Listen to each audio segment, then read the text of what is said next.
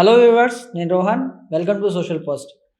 Gen Z కాలం వచ్చిన తర్వాత చాలామంది డేటింగ్‌ని ప్రిఫర్ చేస్తున్నారు. డేటింగ్స్‌లో రకరకాల డేటింగ్స్, వాటి పేర్లు కూడా మనం ఇప్పటిదాకా అసలు వినుండం. అసలు ఆ డేటింగ్ అంటే ఏంటి? ఆ డేటింగ్స్‌లో ఎన్ని రకాలుంటాయి? లీగల్ ఏంటి? ఇల్లీగల్ ఏంటి? ఈ వీడియోలో పూర్తి వివరాలు తెలుసుకుందాం. సో, మనతో పాటు అడ్వకేట్ నాగేశ్వరరావు పూజారి గారు ఉన్నారు. సార్‌తో మాట్లాడదాం. Hello sir. సో, డేటింగ్ అంటూ ఉంటారు. డేటింగ్ ఎక్కడ చూసినా డేటింగ్ అని వింటూ ఉంటాం. అసలు ఆ డేటింగ్ పదం అని ఎక్కడి నుంచి వచ్చింది? అది లీగలా? ఇల్లీగలా? డేటింగ్స్‌లో ఎన్ని రకాలున్నాయండి? డేటింగ్ అంటే ఏముండదు. జనరల్‌గా డేటింగ్ అంటే ఏంటంటే ఒక అబ్బాయి, ఒక అమ్మాయి హ్మ్. కలిసి మాట్లాడుకోవడాన్ని, లేదా కలిసి ఒక షార్ట్ టర్మ్‌లో జీవించడాన్ని hmm. With physical relationship or without physical రిలేషన్‌షిప్‌ని మనం డేటింగ్ అంటాం జనరల్‌గా. ఓకే. ఓకే. ఇది మనకేందంటే యూరప్ నుంచి వచ్చింది ఈ డేటింగ్ అనేది. హ్మ్. అక్కడున్న యుక్త వయస్సులో ఉన్నారు కదా! హ్మ్. అప్పుడు ఏందంటే మనకు ఫ్యామిలీస్ ఆర్ ఇండివిడ్యువల్ అయినప్పుడు, న్యూక్లియర్ ఫ్యామిలీస్ ఉన్నప్పుడు అంటే ఒక ఫాదరు, మదర్ ఉండి, ఒక పిల్లలున్నప్పుడు ఈ డేటింగ్ కల్చర్ అక్కడ బాగా పెరిగింది. హ్మ్. అక్కడ ఉమ్మడి కుటుంబాలన్నీ విడిపోయి తర్వాత ఇప్పుడు ఉమ్మడి కుటుంబాలు ఉన్నప్పుడు ఏమవుతుందంటే అందరూ ఉమ్మడి కుటుంబాలు ఉంటారు కాబట్టి అలా ముచ్చట్లు గిచ్చట్లు అని అక్కడనే బావలు అక్కలు హ్మ్. సో ఇవి నడుస్తుండే. నీకు ఎప్పుడైతే ఈ న్యూక్లియర్ ఫ్యామిలీస్ అయినాయి, హ్మ్. ఆ న్యూక్లియర్ ఫ్యామిలీస్ అయిన తర్వాత యుక్త వయసు వచ్చిన వాళ్ళకి మాట్లాడుకోవడానికి ఒక తోడు అవ్వ కావాలి కాబట్టి హ్మ్. వాళ్ళు కలిసి తిరగడాన్ని, వాళ్ళకున్న సమఉజ్జీలతో కలిసి తిరగడానికి దాన్ని లీగలైజ్ చేస్తానికి డేటింగ్ అనే పదం వాడతారు జనరల్గా. ఓకే. సో డేటింగ్ అనేది అది దాంట్లో ఫిజికల్ రిలేషన్షిప్ ఉండొచ్చు, ఉండకపోవచ్చు. That's depend upon the parties. హ్మ్. కానీ మన ఇండియాలో డేటింగ్ అంటే ఏంటంటే ఫిజికల్ రిలేషన్షిప్ ఉంటేనే డేటింగ్ అనుకుంటారు. హ్మ్. అట్లేం ఉండదు. అందరికి అర్థమయ్యే భాషలో చెప్పాలంటే ఏంటంటే డేటింగ్ అనేది ఒక యుక్త వయసులో ఉన్న ఒక ఇద్దరు వ్యక్తులు, ఒక ఆడ, ఒక మగ ఒకళ్ళనొకళ్ళు అర్థం చేసుకోవడాన్ని డేటింగ్ అంటాం జనరల్‌గా that is a very normal meaning. హ్మ్. ఇక దాని మీనింగ్ పర్సన్‌ని బట్టి, వ్యక్తిని బట్టి, ప్రాంతాన్ని బట్టి మారిపోతుంటది గానీ హ్మ్. ఇద్దరిని ఒకరి గురించి ఒకరు తెలుసుకోవడానికి డేటింగ్ అంటాం దాన్ని. హ్మ్. అంటే డేటింగ్‌లో కూడా డిజైర్ డేటింగ్ అని ఇట్లా వింటూ ఉంటాం. డిజైర్ డేటింగ్ అంటే ఏంటండి? డేటింగ్‌లో నాకు తెలిసి కొన్ని వందల రకాలున్నాయి. ఓహ్! డేటింగ్‌లో నీకు బ్లైండ్ డేటింగ్ అని ఉంటది. Blind secret dating. డేటింగ్ అని ఉంటది. డార్క్ డేటింగ్ ఉంటది. హ్మ్. డిజైర్ డేటింగ్ ఉంటది. అట్లా చాలా వేరే రకాలు బేంచింగ్, ఘోస్టింగ్ హ్మ్. అట్లా క్రంబుల్ చాలా ఒక హ్మ్. 10 ఒక్కొక్క సిట్యుయేషన్‌షిప్ ఉంటది. హ్మ్. హ్మ్. తర్వాత చాలా ఉన్నాయి అట్లా. హ్మ్. హ్మ్. అట్లా ఇప్పుడున్న యూత్ ఏందంటే అవసరానికి తగ్గట్టు ఒక పేరు పెట్టేసుకున్నారు. అంటే అది చెప్పడంతోనే నేను అవసరంలో ఉన్నా హ్మ్. అనే చెప్పడాన్ని మనం దానికి ఆ పదాలు పెట్టేసుకున్నారు. ఓకే. అట్లా.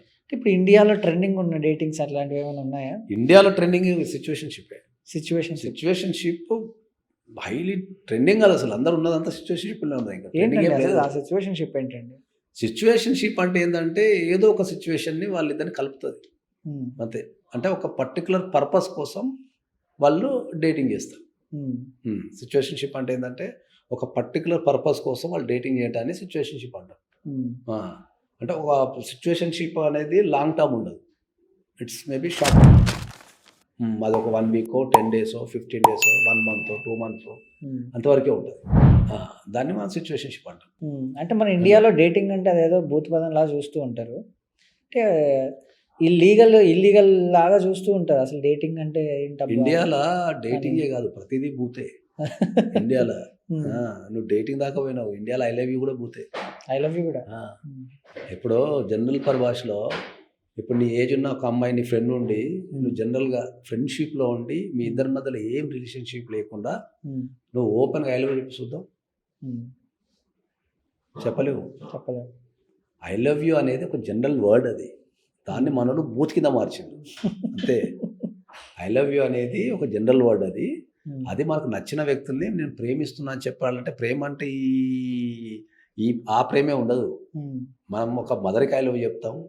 ఒక ఫాదర్‌కి ఐ లవ్ యూ చెప్తాం. పిల్లలకి ఐ లవ్ యూ చెప్తాం. అవును. ఓకే. మన అక్కలో, చెల్లెల్లో, అన్నలో, తమ్ములో ఉంటే ఐ లవ్ చెప్తాం. I love you is general word అది. హ్మ్.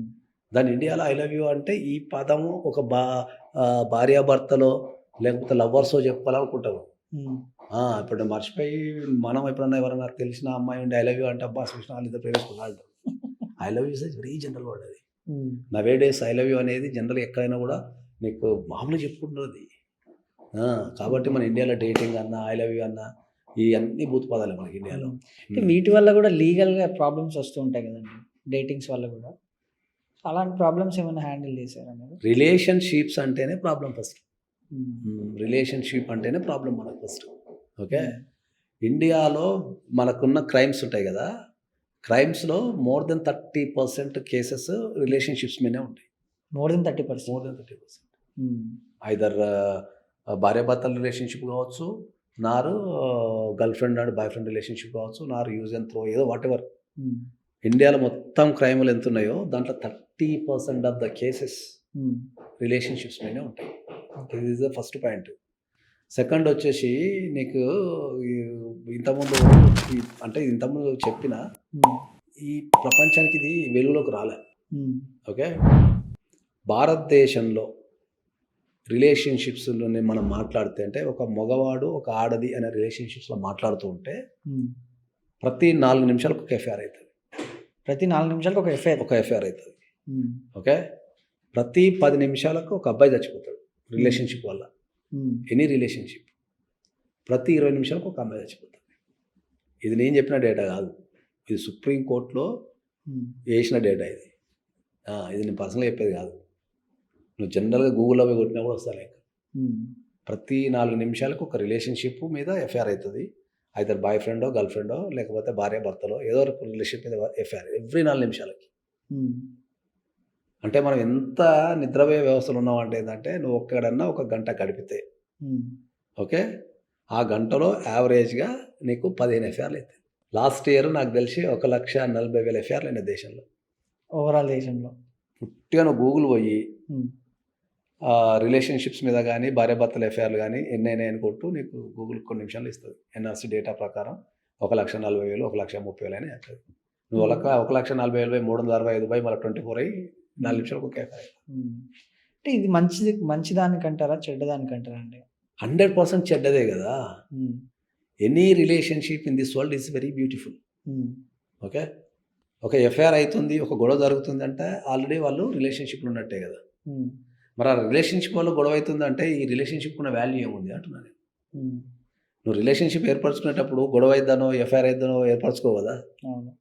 ఎవ్వరైనా ఒక రిలేషన్‌షిప్ ఏర్పరచుకునేటప్పుడు అది ఎటువంటి రిలేషన్‌షిప్ అయినా ఈ రిలేషన్‌షిప్‌ని ఎంజాయ్ చేస్తాం అనే ఎంటర్ అయితాం ఎవరైనా. హ్మ్. బ్యాడ్ ఇంటెన్షన్ ఉండదు ఎవరికి జనరల్‌గా. అవును. ఎవడన్నా పర్టిక్యులర్‌గా వాళ్ళని మోసం చేయాలని ఎంటర్ అయితే అది వేరే విషయం గానీ, హ్మ్. జనరల్ రిలేషన్‌షిప్స్ అనేటివి ఆ రిలేషన్‌షిప్‌ని మనం ఎంజాయ్ చేస్తానికి రిలేషన్‌షిప్‌లోకి ఎంటర్ అయితాం. అవును. మరి ఆ ఎంజాయ్ చేసే రిలేషన్‌షిప్పు ఒక దశలో పోలీస్ స్టేషన్‌కో, ఎఫ్ఐఆర్‌లకో, కోర్ట్ కేసులకో, సావటానికో, సంపటానికో ఎందుకు పోతుంది? హ్మ్. This is the question. Okay. ఇప్పుడు మనం చంపుకునే దాకా వచ్చేసినాం.